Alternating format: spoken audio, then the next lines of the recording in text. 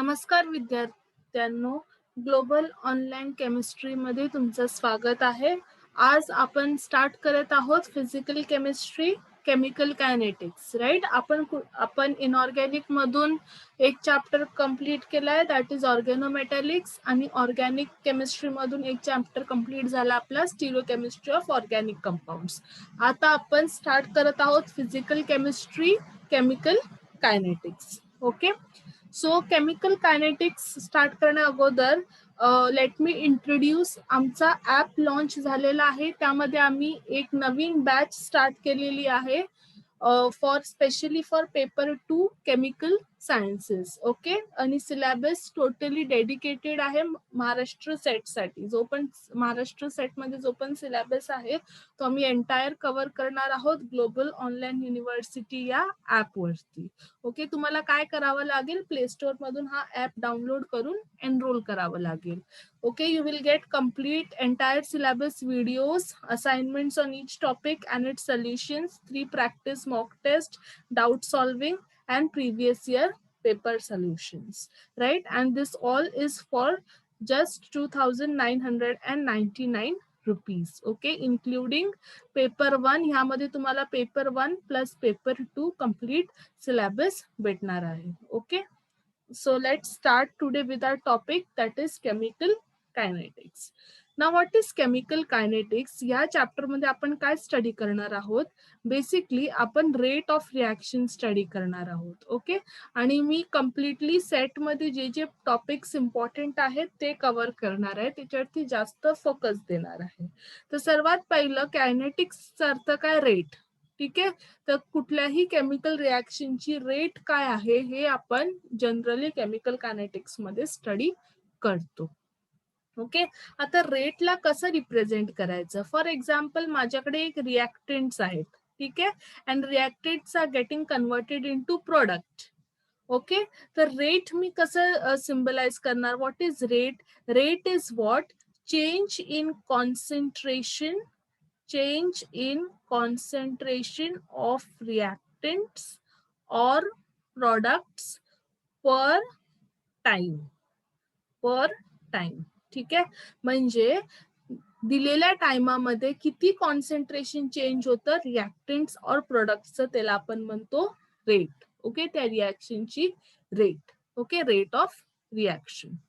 Right, आता याला कसं रिप्रेझेंट करणार? हे बघा, रिॲक्टंट्सची कॉन्सन्ट्रेशनचं चेंज काय होणार? फॉर एक्झाम्पल, मी एक रिॲक्शन स्टार्ट करते. ठीक आहे, ए पासून मला भेटतंय बी.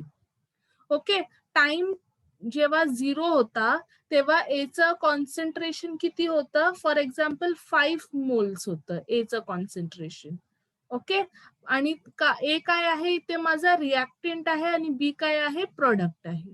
राईट, तर टाइम 0 म्हणजे इनिशियल स्टार्टिंगला. ओके, काहीच रिॲक्शन झालं नव्हतं तेव्हा ए ची कॉन्सन्ट्रेशन किती होती? 5, आणि रिॲक्शनच्या स्टार्टिंगला बी ची कॉन्सन्ट्रेशन काय असणार? 0, कारण बी तर काहीच फॉर्म नाही होणार ना, कारण बी काय? प्रोडक्ट आहे. राईट, प्रोडक्ट काय होतं? रिॲक्शन स्टार्ट झाल्यावरती थोडं थोडं बनायला स्टार्ट करतं. Okay, time for example 2 seconds. 2 seconds नंतर काय झालं असणार? रिॲक्टंटचं जे कॉन्सन्ट्रेशन आहे ते वाढलं असणार की कमी झालं असणार? ऑब्व्हियसली कमी झालं असणार. राईट, कमी होणार ना, कारण रिॲक्टंट्स मधूनच प्रोडक्ट बनणार. फॉर एक्झाम्पल, याचं कॉन्सन्ट्रेशन झालंय 3. Okay, 3 moles. ओके, इथे मोल्स आहेत. ओके, कॉन्सन्ट्रेशन आहे. ओके, मी जे मोल्स मध्ये रिप्रेझेंट करते, तर याचं कॉन्सन्ट्रेशन किती झालं? 5. आधी किती होतं? 5 मोल्स. ओके, रिॲक्शनच्या स्टार्टिंगला. 2 सेकंड्स नंतर किती झालं? 3 मोल्स. ओके, किती चेंज झाला याच्यामध्ये? 2 मोल्सचा चेंज झाला ना, म्हणजे ते 2 मोल्स काय बनले असतील? प्रोडक्ट बनले असतील. ठीक आहे, आणि 5 सेकंड्स नंतर काय झालं की इकडे काय?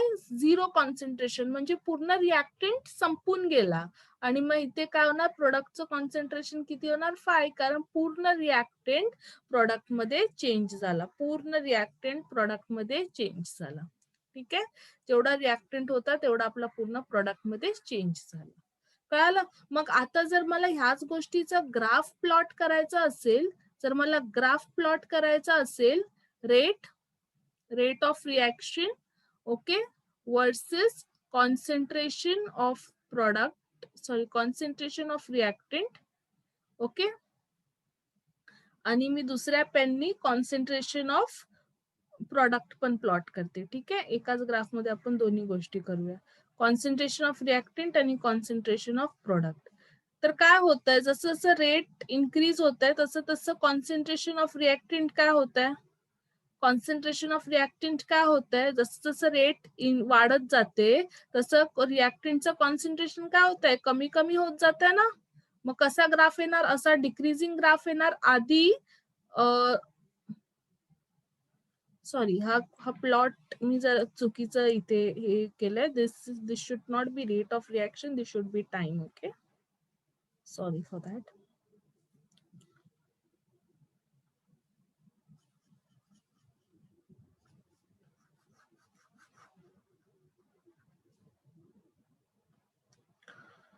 सी, इथे येणार कॉन्सन्ट्रेशन ऑफ रिएक्टंट.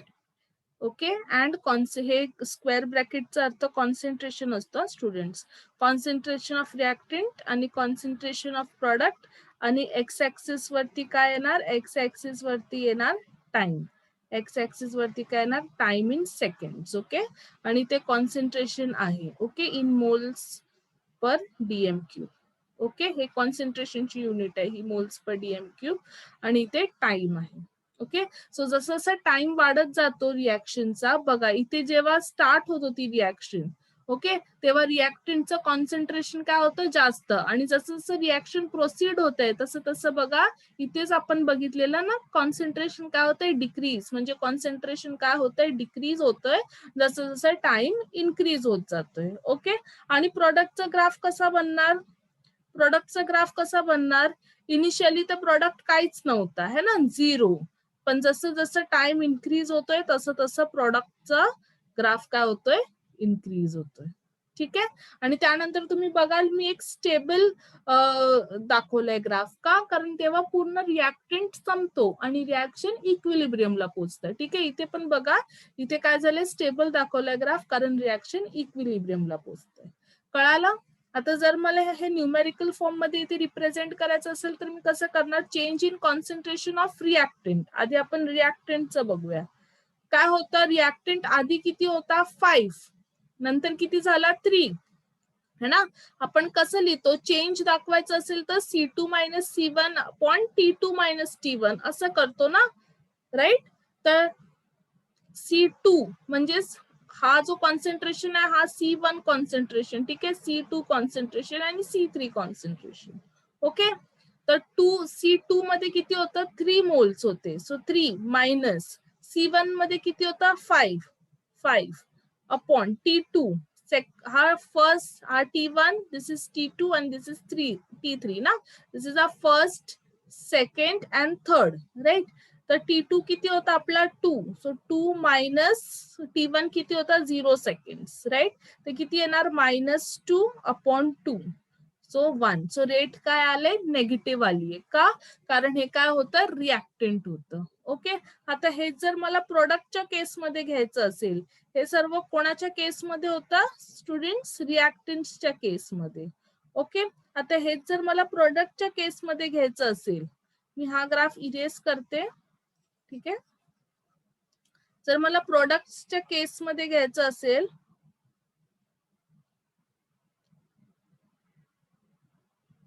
प्रोडक्टच्या केसमध्ये तर काय, concentration of product minus concentration of, okay, हे T2 - T1, right.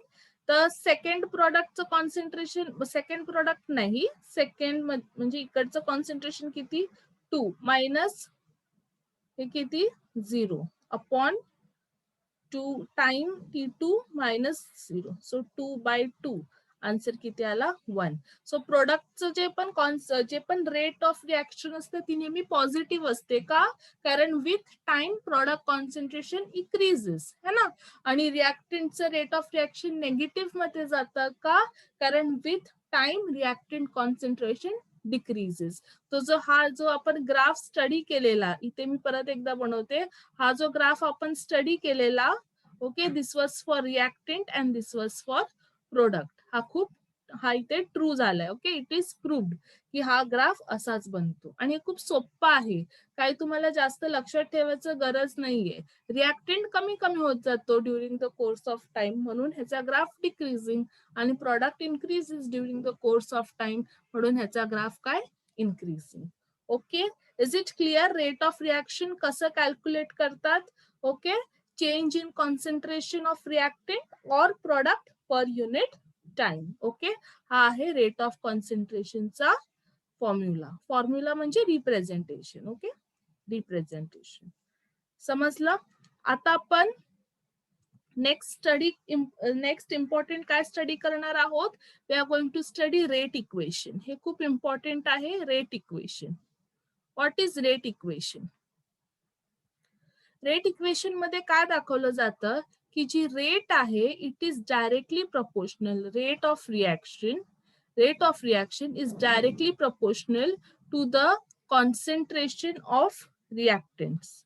Rate of reaction is directly proportional to the concentration of reactants. Okay, हा आहे रेट इक्वेशन. ओके, इथे प्रोडक्ट्स नाहीयेत. Rate of reaction is directly proportional to concentration of reactants. Okay, मी इथे square brackets केलं, याचा अर्थ concentration आहे. ठीक आहे, इथे कॉन्सन्ट्रेशन येणार. इथे स्क्वेअर ब्रॅकेट्सचा अर्थ लक्षात ठेवा स्टुडंट्स, कॉन्सन्ट्रेशन. नेहमी तुम्हाला असं कॉन्सन्ट्रेशन हे वर्ड लिहायची गरज नाही. जिथे कुठे स्क्वेअर ब्रॅकेट्स दिसतील त्याचा अर्थ असतो कॉन्सन्ट्रेशन.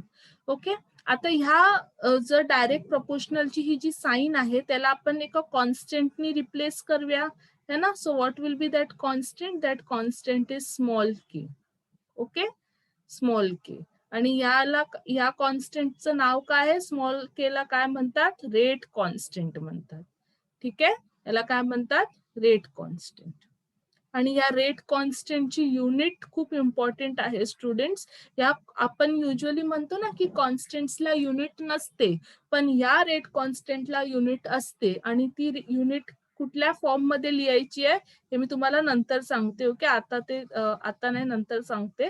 एवढं तुम्हाला समजलं हे कसं आलं? Rate equation. रेट इक्वेशन काय बोलतं की whatever rate of reaction it is directly proportional to concentration of reactants. म्हणजे जेवढं तुमच्या रिॲक्टंट्सचं कॉन्सन्ट्रेशन जास्त असणार तेवढा तुमच्या रिॲक्शनचा रेट जास्त असणार. ओके, तेवढे तुमचं रिॲक्शन फास्ट होणार. ओके, आता आपण ह्या प्रपोर्शनॅलिटी साइनला काय केलं? रिप्लेस केलं with a constant that is K. त्या केला आपण काय म्हणतो? Rate constant.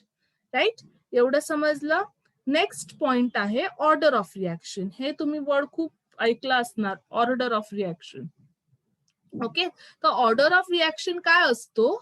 It is simple. Order of reaction काय आहे? Sum of the powers of reactant in rate equation. Okay, मग तुम्हाला आता ह्याच्या डेफिनेशननी तर काही समजलं नसणार, मी तुम्हाला एक्झाम्पलनी समजवते. ओके, आता मी एक रिॲक्शन लिहिते स्टुडंट्स. ए plus B giving product. Okay, giving product. आता जर मला रेट ऑफ रिॲक्शन लिहायचंय, रेट ऑफ रिॲक्शन लिहायचंय, तर मी कसं त्याला लिहिणार? के इंटू कॉन्सन्ट्रेशन ऑफ रिॲक्टंट्स ना. कॉन्सन्ट्रेशन ऑफ रिॲक्टंट्स, इथे रिॲक्टंट्स काय होते? ए आणि बी. ओके, तर आता मला जर कोणी सांगितलं की ऑर्डर ऑफ रिॲक्शन सांगा, तर ऑर्डर ऑफ रिॲक्शन काय होणार या केसमध्ये? जे पण आपले रिॲक्टंट्स आहेत त्यांच्या पॉवरचं सम. ओके, इथे समजा ह्याची पॉवर ए आहे. ओके, समजा याची पॉवर ए आहे आणि ह्याची आपण कुठला तरी दुसरा अल्फाबेट घेऊया, नाही तर कन्फ्युजन होईल. समजा मी ह्याला रिप्रेझेंट करते क्यू आणि ह्याला रिप्रेझेंट करते आर. तर ऑर्डर ऑफ रिॲक्शन काय बोलतं माझं की रेट ऑफ रिॲक्शन मध्ये जे पण रिॲक्टंट्स असतील त्याची जी पॉवर असते त्याला ऍड करायचं. ऍड करून जो नंबर येईल तो असतो ऑर्डर ऑफ रिॲक्शन. ओके, इथे एकाची पॉवर काय आहे? क्यू आणि एकाची पॉवर काय आहे? R. Okay, so what will be the order of reaction in this case? Q plus R. Okay, for example मी या क्यूच्या जागी मी जर लिहिलं मी या क्यू आणि आर ला प्रॉपर नंबर्सने रिप्लेस करते. ठीक आहे. फॉर एक्झाम्पल मी इथे लिहिलं 2 आणि इथे लिहिलं 0. Okay. So what is 2 plus 0? 2 plus 0 is 2. म्हणजे या रिॲक्शन, हे जे रिॲक्शन होतं, ह्या रिॲक्शनची ऑर्डर काय झाली? या रिॲक्शनची ऑर्डर झाली 2. समजलं? आणि ऑर्डरला कसं रिप्रेझेंट करतात? स्मॉल एन ने रिप्रेझेंट करतात. ओके. परत एकदा एक्सप्लेन करते. ऑर्डर ऑफ रिॲक्शन काय असतं? रेट ऑफ रिॲक्शन मध्ये जे पण रिॲक्टंट्स असतात त्याच्या पॉवर्सला ऍड करायचं. ओके. त्याच्या पॉवर्सला ऍड करायचं, ते असतं ऑर्डर ऑफ रिॲक्शन. ते असतं ऑर्डर ऑफ रिॲक्शन. ठीक आहे. आता आपण इथे रेट कॉन्स्टंट, मी मगाशी सांगितलेलं ना की युनिट सांगणार मी रेट कॉन्स्टंटची. तर रेट कॉन्स्टंटची जी युनिट असते ती ऑर्डर वरती डिपेंड करते. Depends on order of reaction. Unit of rate constant depends on order of reaction. Depends on order of reaction. Okay. हे highlight करून टाका. Okay. It is not independent. It is not independent. It is dependent. Okay. हे dependent असतं. नाहीतर आपण usually काय बोलतो, अरे हे तर कॉन्स्टंट आहे, ह्याची काय युनिट असणार ना, युनिटलेस असणार. नाही, पण रेट कॉन्स्टंटची जी युनिट आहे ती, रेट कॉन्स्टंटची जी युनिट आहे ती ऑर्डर ऑफ रिॲक्शन वरती डिपेंड करते. ओके. तर ती कशी डिपेंड करते, तर त्याच्यासाठी तुम्हाला एक सिंपल असा फॉर्म्युला लक्षात ठेवावा लागेल. ओके. सिंपल असा फॉर्म्युला लक्षात ठेवावा लागेल. सो तो फॉर्म्युला काय आहे? That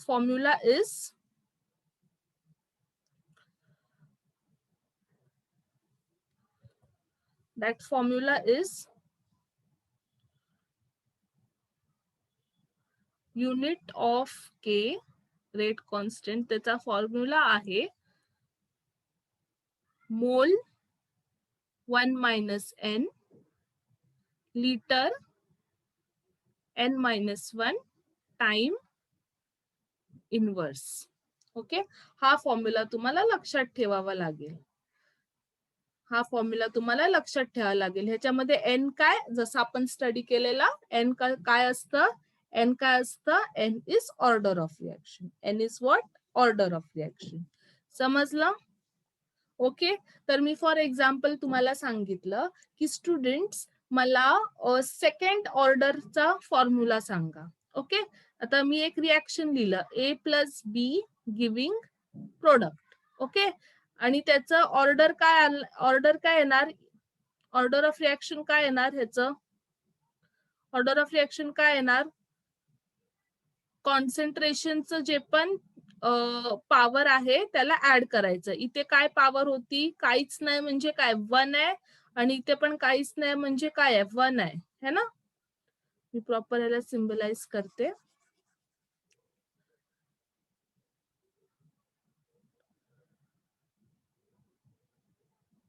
okay. Rate of reaction is equals to K into A into B, है ना? आता इथे ए ची पॉवर काय आहे? 1. आणि इथे पण बी ची पॉवर काय? 1. काहीच नव्हतं दिलं, याचा अर्थ काय असणार? 1. तर ऑर्डर ऑफ रिॲक्शन काय होणार या केसमध्ये? Order of reaction will be 1 plus 1 that is 2, है ना? आता मी तुम्हाला विचारते की हा जो रेट कॉन्स्टंट आहे इथे, त्याची युनिट सांगा मला. तर तुम्ही काय करणार? Unit of k is equals to mole 1 minus N. N किती आला? ऑर्डर ऑफ रिॲक्शन किती आला? 2. 1 मायनस 2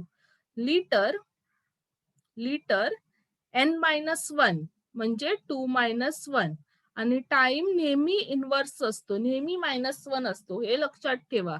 हा कधी -2 -3 कधीच होत नाही. ओके. इंडिपेंडेंट आहे हा, कुठलाही ऑर्डर असून दे. कारण इथे बघा कुठलाही ऑर्डरचा टर्म नाहीये, इथे कुठलाही एन नाहीये. मग ते काही असून दे, तो काय असणार? -1च असणार. ठीक आहे. So what it will be? It will be मोल -1 लिटर प्लस 1 टाइम इनवर्स. ठीक आहे. ही युनिट झाली के ची, Wien order of reaction is 2. Second order reaction असेल तर. कळालं? It is very very very simple. Okay, आता अजून एक मला तुम्हाला पॉइंट ह्याच्यामध्ये सांगायचा होता. रेट ऑफ रिॲक्शन जेव्हा आपण रिप्रेझेंट करतो, ओके, फॉर एक्झाम्पल मी एक एक्झाम्पल दिलं असं, ज्याच्यामध्ये आता मी इथे स्टॉइशियोमेट्रिक कोइफिशियंट्स वापरते. ठीक आहे, इथे आपण कोइफिशियंट्स वापरूया.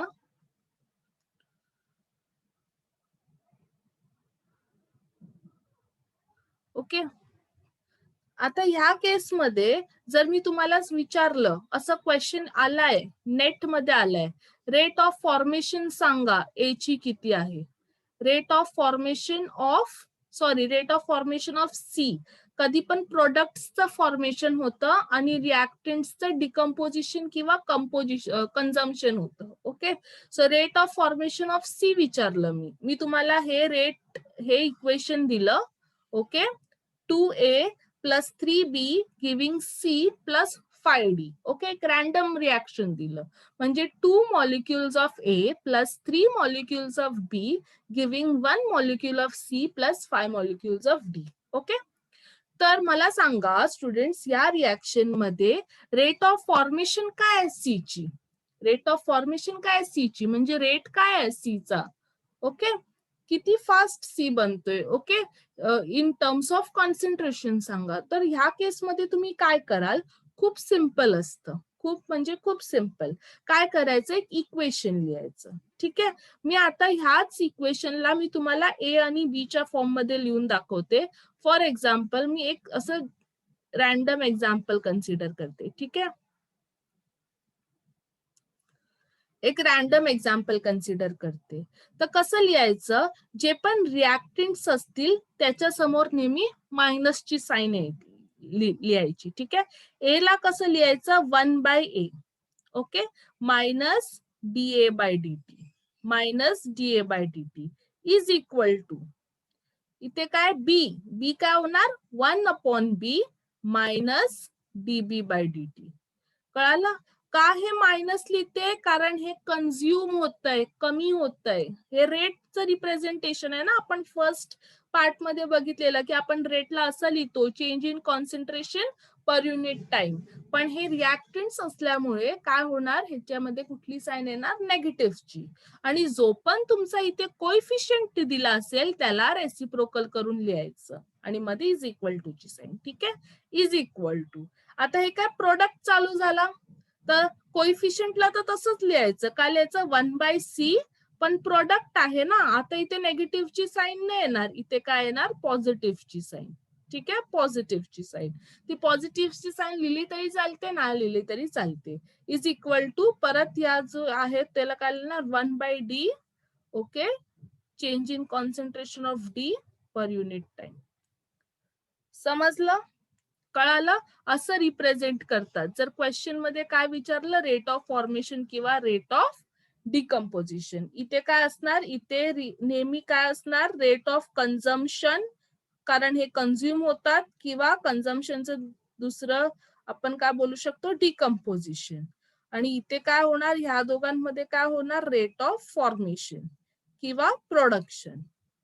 ठीक आहे, because products are always produce or formed. कळालं हे कसं रिप्रेझेंट करतात? खूप सोपं आहे. तर इथे कसं रिप्रेझेंट करू शकते मी ह्याला? या इक्वेशनला कसं रिप्रेझेंट करू शकते? या इक्वेशनला मी कसं रिप्रेझेंट करू शकते? मग 1/2 minus dA by dt is equal to 1/3 minus dB by dt is equal to, इथे काहीच नाही ना, कुठलाच नंबर नाहीये, म्हणजे काय असणार? 1. आणि 1/1 काय असतो? 1च, म्हणजे नाही लिहिलं तरी चालेल. Okay, dC by dt is equal to 1/5 dd by dt. कळालं? असं रिप्रेझेंट करू शकतो आपण. ओके, याच ह्याच्यावरती बेस्ड एक सम येऊन गेला आहे नेट मध्ये, तो आपण सॉल्व्ह करूया. ओके, सो हे बघा, CSIR नेट मध्ये 2015 मध्ये 2 मार्क्सचा सम येऊन गेलाय. काय होतं क्वेश्चन?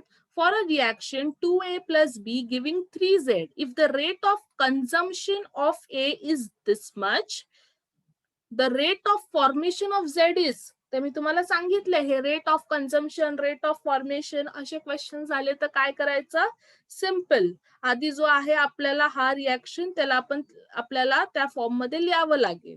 कसं लिहिणार या रिॲक्शनला, 1/2 मायनस DA/dt. ओके, ह्या मायनसचा अर्थ काय की याचं कॉन्सन्ट्रेशन कमी होत आहे. ठीक आहे, इज इक्वल टू आता बघा बी ची काय गरज आहे, लिहायची नाही, कारण क्वेश्चन मध्ये फक्त ए आणि झेड बद्दलच बोललं जाते, तरी पण आपण बी लिहूया.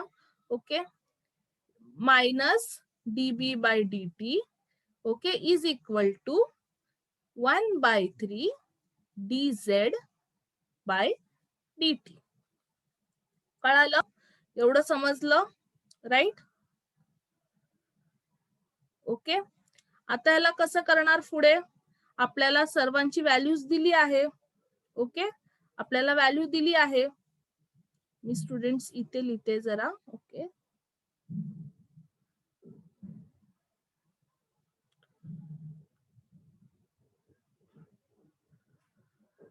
ओके, मी इथे रिप्रेझेंट करते आता व्हॅल्यूज.